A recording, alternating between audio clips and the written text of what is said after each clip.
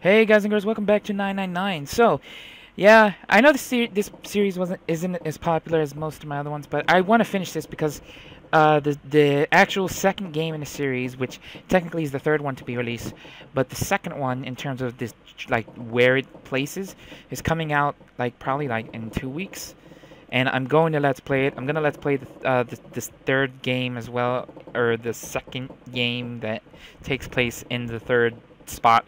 But I want to get through this. Thanks for everyone that is watching this. It is a really great game. Like at least I think so. I love visual novel style games, and these type of like murder mystery slash Danganronpa type of games is just amazing. I really enjoy them. Where like you're set, these people are set in this game of death, pretty much the nonary game. So yeah, this is my first actual video coming back to 999. The two that were uploaded were kind of already done. But yeah, let's continue. In the sudden silence, the only sound was the sad metal wail of the ship. Unsurprisingly, it was Lotus who spoke first.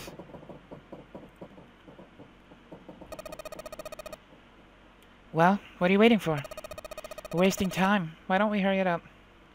As if a spell had been broken, the others all began to talk at once. You're right. We should get going.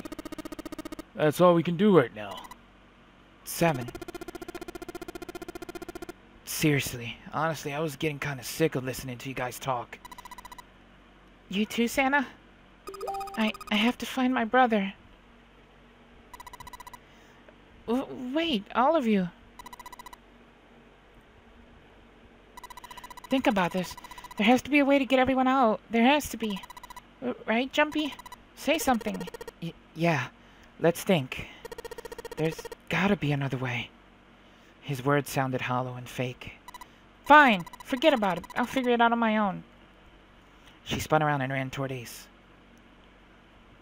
He had slumped down next to the bed when June grabbed his arm and pulled. Come on, Ace, please stand up. You can't give up yet. We just have to sit down together and think about this. We'll figure out a way that we can all get out of here. Then it happened. Uh-oh. What the hell happened to him? Ace fell forward. He slumped over onto the wooden floor, his body folded in half like a boxer out cold. Ace! June cried out and dropped to her knees beside him. She put her arm around his neck and did her best to lift him up. What happened, Ace? What happened? Say something. She shook him frantically. His eyes fluttered open. I'm alright. His voice was weak and slightly slurred. How are you? Fine? This. He held out his left arm and slowly opened his hand. He took something, and it was a syringe and a small vial. The vial was empty. It had only recently been emptied. A few drops clung to the sides. There was a label taped to the side of the container. It read, Saporal Beta. Saporal Beta? Junpei had no idea what it meant or what kind of medicine it might be. Did you use this? Yes. It's just anesthetic. I'll be fine. Anesthetic? I found it earlier while we were searching the hospital rooms. I thought it might be useful later. I didn't think I'd be using it on myself. Why did you do this? Didn't I tell you?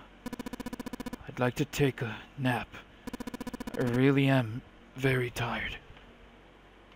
Junpei knew that wasn't why he'd done it. He wanted to make the choice easier for us. That's what it was. Damn it, Ace.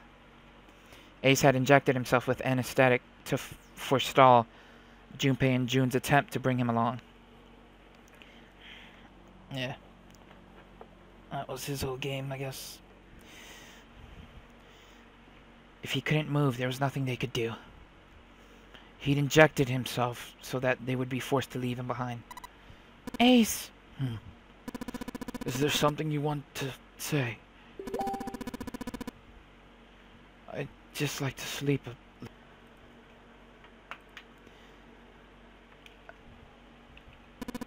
Could you keep it down? No! Don't, Ace. Don't fall asleep. You feel warm. So comfortable. I think I'll have Nice dream. Ace's eyelids drooped further and further, almost as though he were dying. Ace! Ace! She shook his shoulder again and again, but this time he didn't respond. Only the gentle rising and falling of his chest told them he was alive. Junpei was relieved to see he was in fact still breathing. He lifted Ace up off the floor and laid him on the bed he'd been leaning against. When Junpei turned around, Lotus gave him a look of pity. Well, we really don't have a choice now. We can't let his sacrifice go to waste, right? She wasn't feeling any remorse.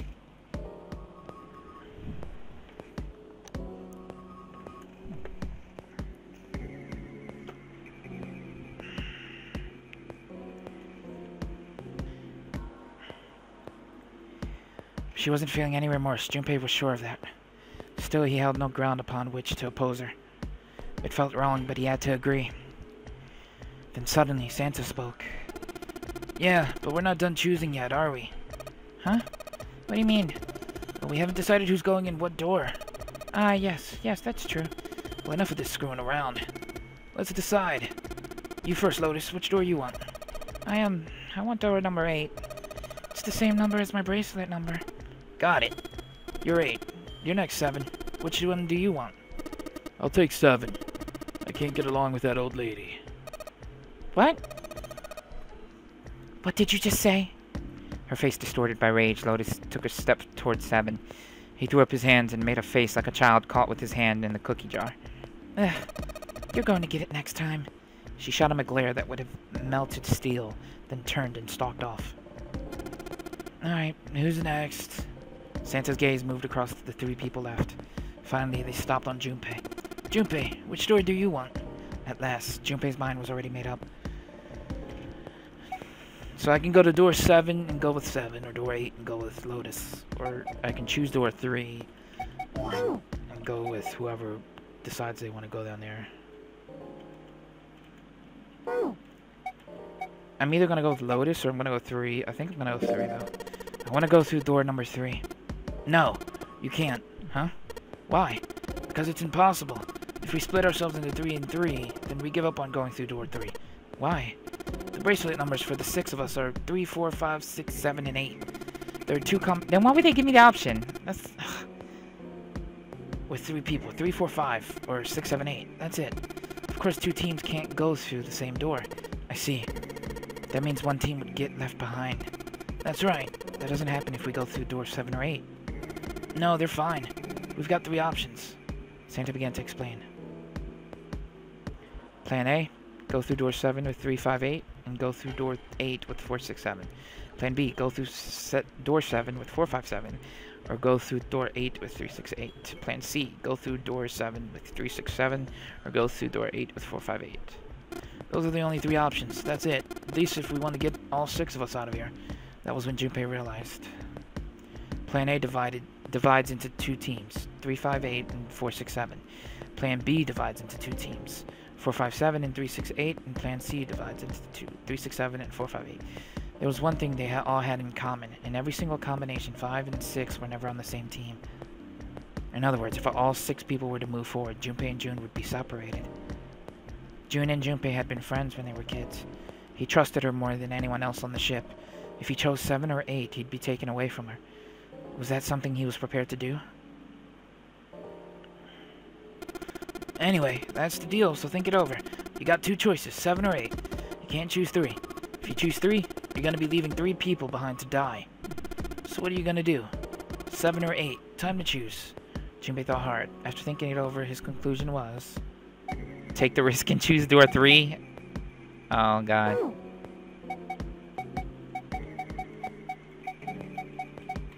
I mean, it's the logical conclusion to get everyone out. We want to get everyone out of here. I think I'll go with door 8 then. I understand. I guess I don't have a choice then. Alright, I choose door 8. Okay, 8 it is. Yeah. Alright then, that means June's gotta go through 7. Huh? Why? June's face was blank and confused. Santa muttered to himself and turned to Junpei. Junpei, you figured it out, right? Can you explain it to her? Junpei chose his words carefully. When Junpei finally finished, June looked as though she was about to cry. Oh no. You're saying we aren't going to see each other again for a long time? Junpei felt just as June did. He wanted to be at her side through whatever trial they were preparing to face, but he knew if they were to survive, he had to swallow his feelings. In order for the 6 of them to move forward, he and June had to be separated. He looked at June. He was scared to lose her, but he swallowed, steeled his resolve, and did his best to smile. Hey, come on. You're making it sound like we're never going to see each other again. We gotta split up, but only for a while. This is just like when we went into the 4 and 5 doors, remember? We got split up then, too, but we all met back up. I'll bet 7 and 8 are just like that. You mean they're connected somewhere? Yeah, probably. Probably? She didn't sound very hopeful. It was 7 that interjected. I'm sure they're gonna connect somewhere. Why? What makes you think so? If they don't connect, neither team can get through door 9.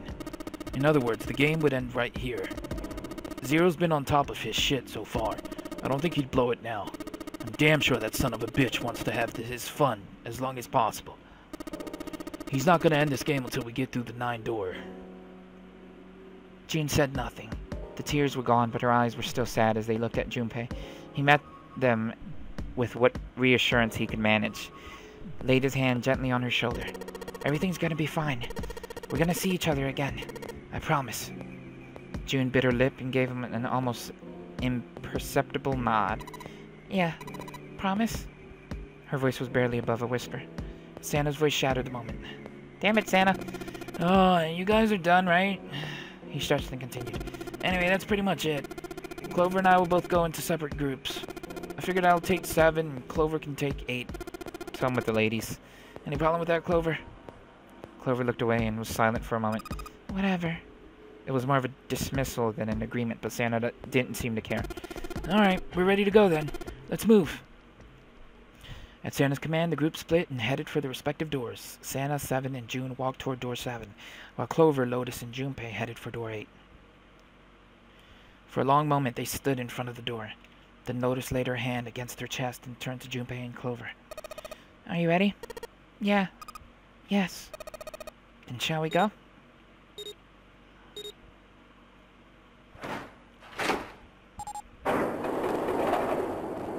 Door 8. The door had opened. A narrow hallway stretched out before them. Lotus and Clover leapt through the door. The moment they did, their bracelet beeped. Oh, here we go. The detonators in the bracelets had been activated. Junpei stepped forward to follow them. But as he was about to step over the threshold, he stopped. He looked to his left, toward door 7. June stood there, a mirror image of Junpei. She turned and looked toward him. Their eyes met. They nodded. Their farewell took almost 1.5 seconds. Then someone took hold of Junpei's arms and hauled him bodily through the door.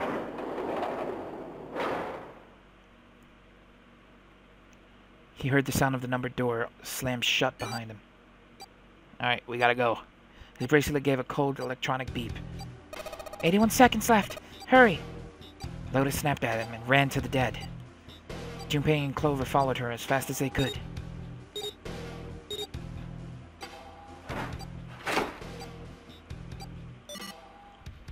There you go. Phew. It stopped. With a shaking hand, she wiped a few beads of sweat from her forehead. Clover, however, was calm, aloof, perhaps.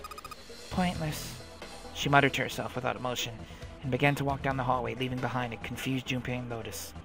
Lotus watched the girls receding back with a mix of frustration and curiosity. What an unpleasant girl. I bet she's not very popular with the boys.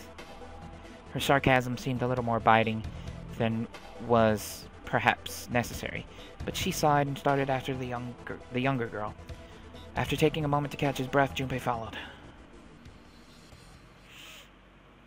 The hallway made a number of turns before at last coming to a dead end. Set into the wall on the left side was a large iron door. For a few minutes, they stood in front of the door, examining it. Laboratory. Above the door was a plate with the words laboratory engraved on it. A laboratory, huh? That doesn't sound very pleasant. I don't like the look of this place. Me either, but there aren't any other doors. It's not like we have a lot of choices. Junpei. Huh? Please, you first. Junpei suspected her politeness was motivated by something other than respect. Gah. Junpei muttered to himself and pushed open the iron door.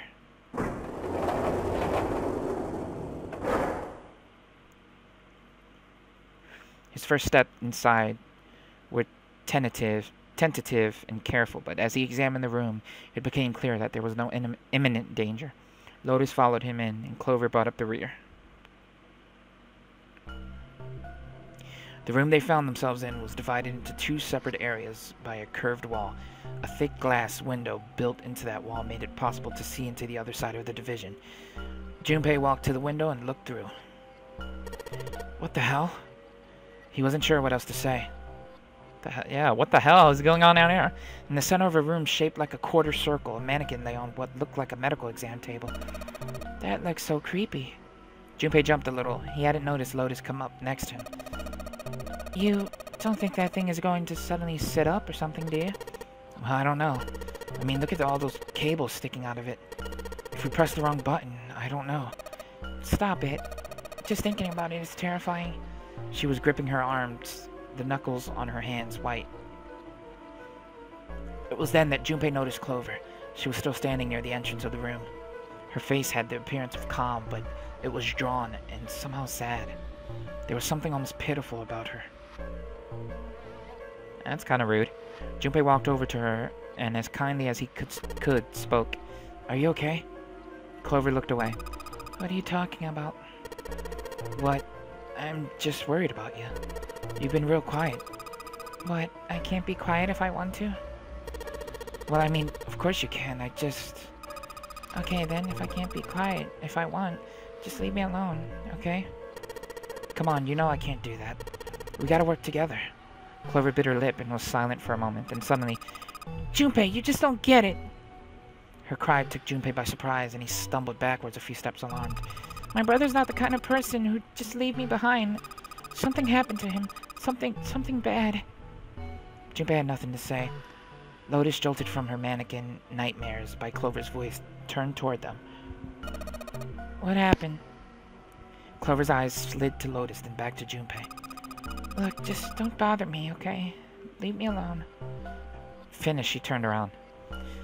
Before Junpei or Lotus could say anything, Clover had begun to walk quickly away. Hey! Wait, Clover! Hold on! He might as well have been talking to a wall for all the notice she took of his cries. Not even slowing down, she made for a doorway cut in the wall in front of her. Without even slowing down, she passed through the doorway. Oh no! And without warning, an iron gate fell from the ceiling like a portcullis, sealing Clover in. What the heck? What's going on here? Clover grabbed hold of the iron bars and shook them as hard as she could. Hang on! I'll get it open! Junpei grabbed the bars and pulled. In a moment, Lotus joined him. The three of them pulled as hard as they could, but...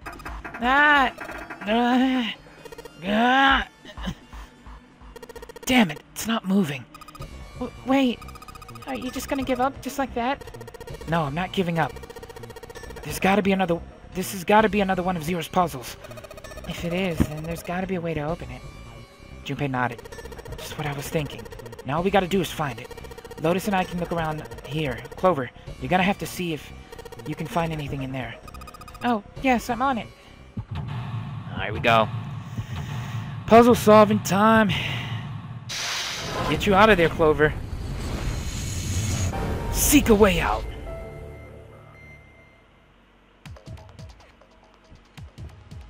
Alright, so are we starting? Yeah. Alright. Alright, let's do this. The window made of really thick glass. I don't even think a bullet could break it. Alright. Junpei, do something, please! Okay. We got a railing here, a silver handrail. Let's look around. Is this like an examination table? There's a creepy mannequin in here, guys. I don't know what kind of table this is, but part of it's all black. There's a pen lying over there. I think someone probably used it to make the table black. Well, if they only used the pen on one part of it, there's probably something underneath all that pen. Clover, do you think you can erase it? Yeah, sure. Oh, this is a permanent marker. Junpei, do you know how to erase ink from a permanent marker? Erase ink from a permanent marker, huh? Give me just a minute, Clover. I'll be right back. This thing here looks like a voltmeter. Is the control for that? Okay. Why don't you try turning one of them? Nope, nothing. There's no power here, guys. I turned the dial a bunch, but even if I turn all the switches on, nothing happens. I think this thing is a monitor for whatever experiment they were running here. There's a bunch of stuff on here, like resistance, value, and voltage. The power's off, so there's nothing on it right now. I wonder what they watched here. Alright, let's look around our room some more. This looks like the control for an electronic door lock. There's a red light on the display that means it's locked. If we can get that light to turn green, then maybe we can get Clover out. This looks like the control for some kind of electric lock. The red light is on, and it's gotta be locked. There's a green light just below it, although that one isn't lit. I bet it'll turn on if we can unlock it, right?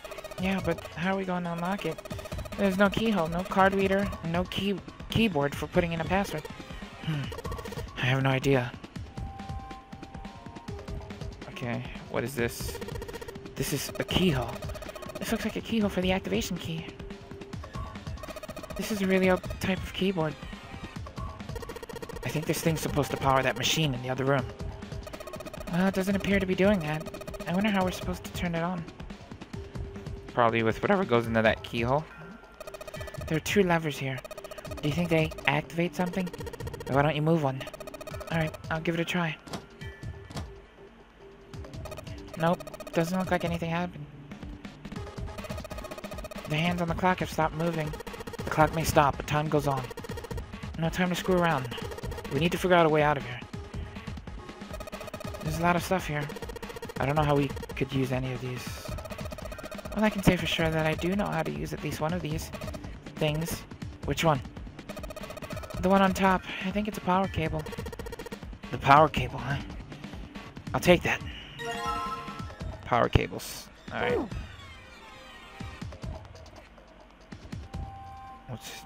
Got a computer in this corner. This monitor doesn't have a power cable, so one end of this cable needs to be connected to a monitor, and the other end needs to plug in under the desk. Alright, let's just slip you in. Huh? Well, shoot, I can't use this. What's wrong? This cable has 3 prongs, but the socket only has 2 holes. It's not gonna fit, is what I'm saying. In other words, we're gonna need a plug to change the power cable to one with 2 prongs. That's right. Damn it. Alright. The mouse... keyboard. Oh, okay. Ethanol. Ethanol. I wonder if this is for yeah, you can read that. Oh, it says Aedrous ethanol. Aegis. Angerous. I can't speak that word. Is that different from the regular ethanol? Come on, that's common knowledge. Is a powerful cleaner. It can even erase marks left by a permanent marker. Ooh, alright. I know where this is going then. Alright. What's in these? The 9 on the right all have little red lights on them. Red lights, huh? Well, can't hurt to give these babies a try. Yep, just as I thought. Locked tight, all 9 of them. I wonder if there's anything important in there. Alright. Clover, use this ethanol. You should be able to wipe off that permanent ink with it. What am I gonna wipe with? Well, your clothes, of course. Kidding. Just kidding. Please don't look at me like that. You're scaring me. I gotta give her something to wipe? Oh, Clover. Why can't you use, like, your sleeve? What's in here? Oh, nothing. I wonder what this cable is connected to. One side of this thing is in the room with us. The other side extends into the laboratory where Clover is. In other words, the console in front of us is connected to the device in the laboratory.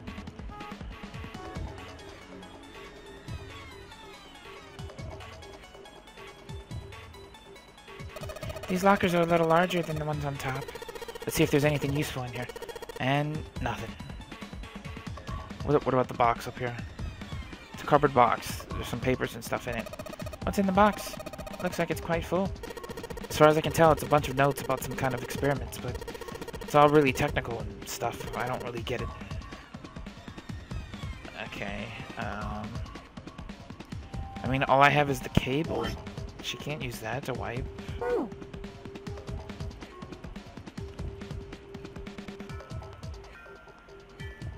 What did you say? If I hit it, a window made of really thick glass. Doesn't matter what I hit it. Oh, okay, I can't. We gotta find a silver handrail.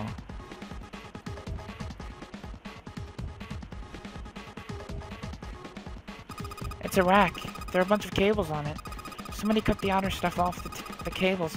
I can see the wires inside.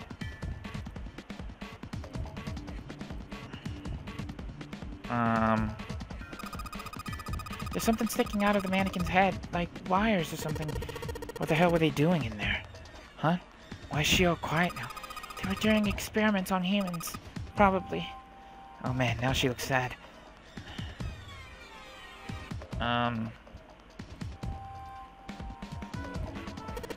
Clover, can you use the cloth on the table? Use, huh? Soak it in ethanol and then use it to wash off all the stuff on the permanent marker. Right, okay, so I gotta soak the cloth with ethanol. Well, she's got the cloth, but she seems to be having a little trouble with the bottle of ethanol. When she's ready, I should ask her to get to work on that stuff on the table. Soak the cloth in ethanol, and... Junpei, it's working. It's wiping the permanent ink off. Huh?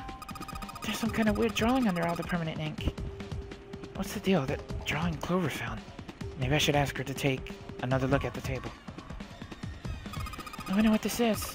There are a bunch of numbers in some kind of grid. I can't see it from here. Clover, you've got a pen and a notebook, right?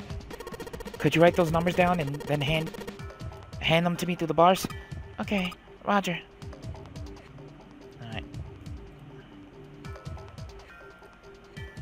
Here, Junpei, I wrote down all the numbers from the desk on here. Paper with numbers on it acquired. New material's been added. I hope those numbers are gonna be helpful. Alright, what do we got? Where are they? They're in my files. Clover's note. 3412. It's kind of like in a tic-tac-toe type of deal. 3412. Huh.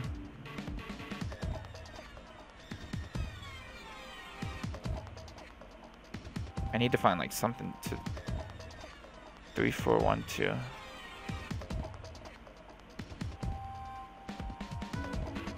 I need that cable. Is there like no way I can get that cable from her?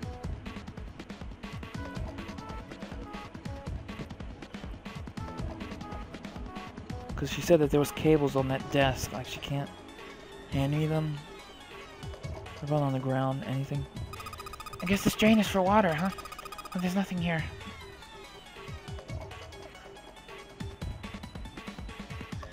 Trying to find anything.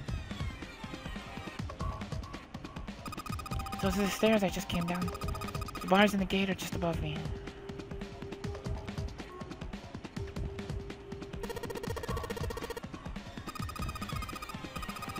There are a bunch of cords hanging from the bottom of it. They all go over here into the mannequin's head.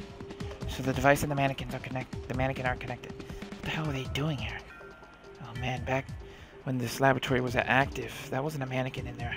I bet it was a real life human on that table. I wonder what... No, I don't want to think about that. Hey Clover, how's the power cables over there? Huh? What do you mean? Does the plug have 3 prongs or 2? I don't know what you're talking about. Let me go look. Guess she does have to kind of crouch down to get a look under there. The cable on the monitor has... It's got 2 of those little metal things. What does that mean? That's it. Okay, can you unplug that cable and bring it over here? Okay, but... Well, I can unplug it, but it's connected to the main computer. I can't take it over to you. Damn it, that's no good then. Well, how about just the plug? What? The plug? Well, maybe more like a connector? The sort of thing that makes the plug with the 3 metal thingies into a plug with 2 metal thingies. Still useless? Not useless, not useless at all. That's just what we were looking for. Okay, can you hold on for a little bit? Back down she goes. Alright, Unplugged. I'll hand it to you over at the bars. Here you go. The 2-prong plug. Thanks. Alright, so now we combine this with this. Okay, put the 2-prong plug onto the head of this power cable. And we got ourselves a 2-prong cable. Now we can plug up the computer. Where's it at? Alright, I've got the 2-prong power cable in my hand. I'm pretty sure this will work. Under the desk I go. And let's just plug this thing into the monitor. Alright, that ought to do it. Alright, let's turn the power on. I don't think anything's going to happen. Why not? Well, it's not connected to the main computer. You never know until you try. Pretty optimistic. Junpei pushed the button on the front of the monitor. With a soft hum, it turned on. Streams of letters that made no sense to Junpei began to scroll across the screen. He had hoped it would turn on, but he hadn't expected this. Huh? It's actually working? So it would seem. Isn't that kind of weird? What? Well, it's not connected to the main computer, right? There's just this keyboard and monitor. The only cable connected to this thing is the power cable we just plugged in. So why is it working? Maybe it's a wireless display. Clearly this was a reasonable explanation to Lotus. Wireless display? Yeah, it connects to your computer wirelessly. Hence the name. Have you been living in a cave, Junpei? He most certainly had not, but is that normal? Yeah, at least where I worked. As they spoke, the lines of letters suddenly stopped and disappeared. The only thing left on the screen was the word pass, followed by a colon. Looks like we need to enter a password. Again? There must be a hint around here somewhere. Could you go take a look? Yeah, I'm on it. What are you going to do?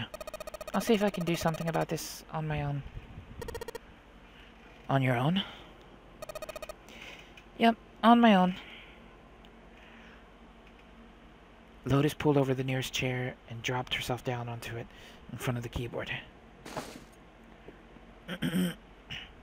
For a second, she stared at the screen. She netted her hands, knuckles popping and twisted her back left and right. Alright, let's kick some ass. Lotus smiled to herself and rubbed her hands together in anticipation. Then before Junpei had time to blink, she was typing at an incredible speed. The clicky clack of the keys running together like machine gun fire. What? Junpei was for once at a loss for words. Didn't expect that, didn't you? Did you? Of course I didn't. Lotus grinned, pleased with herself. Well, at any rate, that was pretty amazing. Did you fall for me again? Whoa. What do you mean again? I'm not into you. I know. Don't be so stubborn and shy, boy. I'm not being stubborn, I'm not shy, and I'm not a boy. I'm a young, healthy 21-year-old man. I'm not gonna fall for an old lady like you. Oh, you should never said that.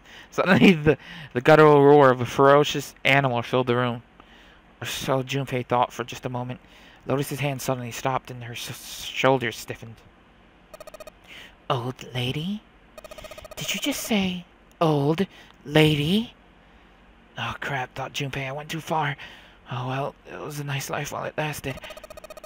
I've had enough of you. Go somewhere else, you're bothering me. What? Go see if you can find a password hint or something. I'll try and open this from here. You're distracting me. Go, now. Lotus waved her hand in the universal gesture of dismissal. Junpei was clearly not wanted. Time to cut my losses, Junpei thought, and left as quietly and inoffensively as he could. Junpei wandered around the room for a while, looking for anything that might help find the password for the computer. Unfortunately,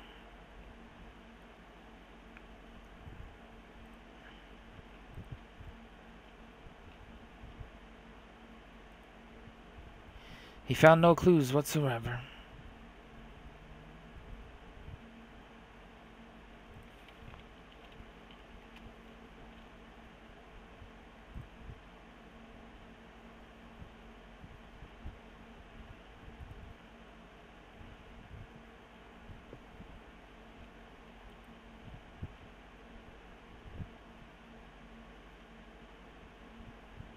Give me a second here, guys.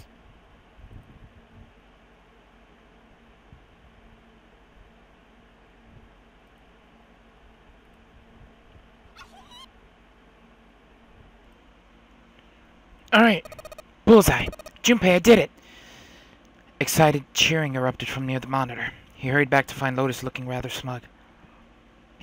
She gestured for him to look at the screen, and he did. The strange text from before was gone. In its place was something entirely different. Okay, this is where the puzzle comes into play. 9 squares arranged in a 3x3 square.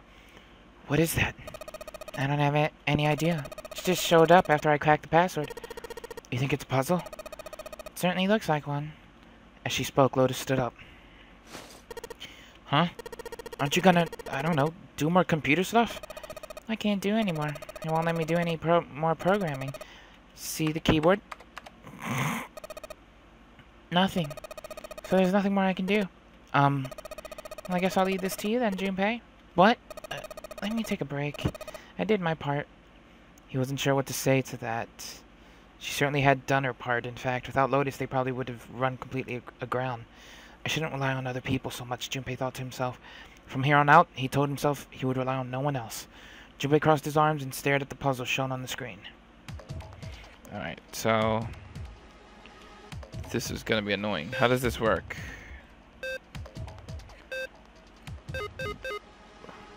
Oh, so I only have 4 touches. Alright.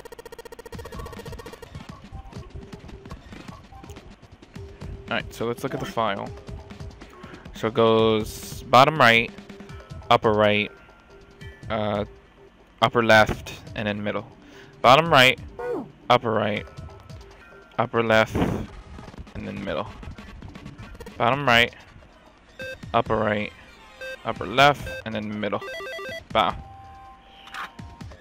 Alright, I solved it. Did you hear a noise just now? Yeah, I did. It sounded like something knocking. Where did it come from? Here. Oh, wait, we gotta go. Okay. Look, Junpei, the lights on the lockers are green now. Then he must have unlocked it with the computer puzzle. There's more than one key in here. This one is small and looks like it goes to some sort of machine. And this one has the Earth symbol on it. I think the Earth symbol matches a keyhole in a door on the A deck. And if that's the case, we probably don't need the Earth key right now. Alright then, Earth key. I'll just tuck you away deep into my pocket. Now as for the other key. This is gonna be to that desk thing. It was just at that moment that he heard a voice behind him. It was Clover. Hey Junpei, do you have a minute? He put the puzzle aside for the moment and walked over to Clover. What's up? Well, never mind. Hey, hold on a minute. What is... Sorry. Just forget about it. It's nothing. Before he could say anything else, she spun around and ran back downstairs. The hell was that? After waiting a few minutes to see if she would return, Junpei sighed, shook his head, and went back to searching. Alright. So, I gotta use the key here. This key. The shape sure makes it seem like it goes to this machine. Alright, I'm turning it on. Okay, the monitor is on now. And it's full of letters. It's showing some kind of warning. Power restored to experimental device. Emergency system will activate in the event of abnormal subject behavior. Okay. Typing on his keyboard isn't doing squat. Alright, maybe... There's a mannequin lying on the exam table.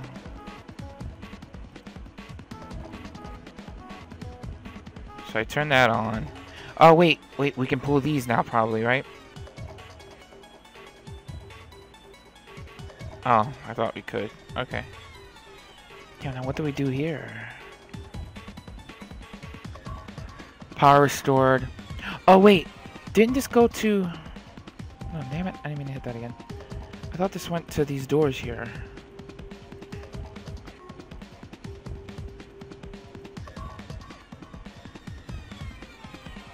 Oh, maybe not.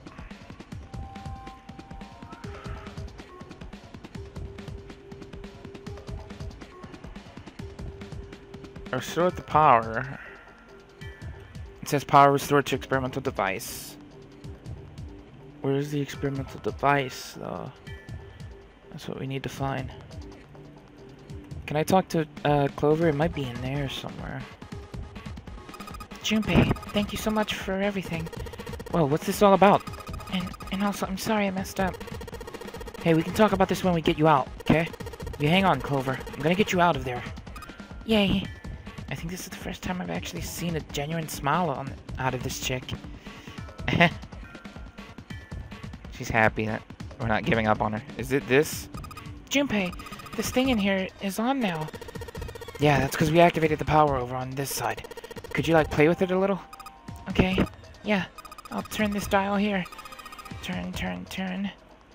I don't think it's working. Nothing happened. Well, maybe she missed something. I should ask her to look around the room again. What about this thing? This is the monitor. There's a whole lot of cables. No. Something on it with the robot, maybe?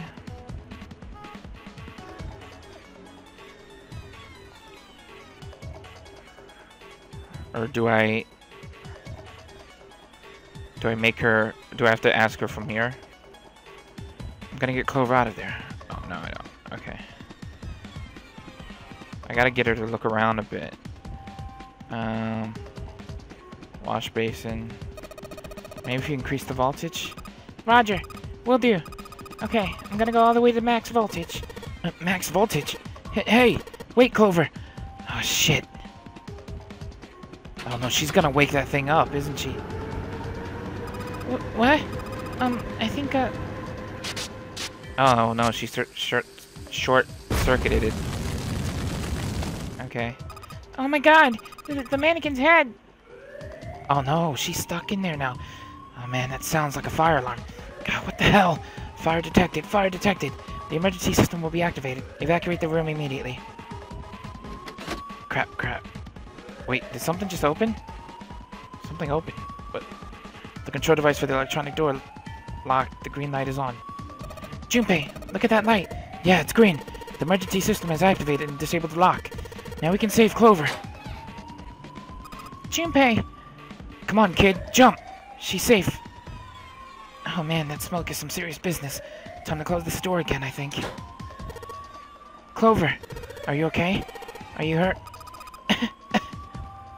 Damn, she's coughing so hard she can't even talk. Of course I'm not alright. What the hell took you so long, you big jerk? I was almost dead. Sorry, I was going as fast as I could. You two can do this later. Right now we need to get the hell out of here. That fire's not going to stay in that room forever. Yeah, through here. That's a puzzle complete, right? Yep. You found her!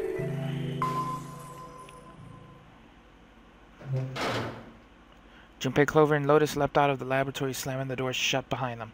All three collapsed against the wall, breathing.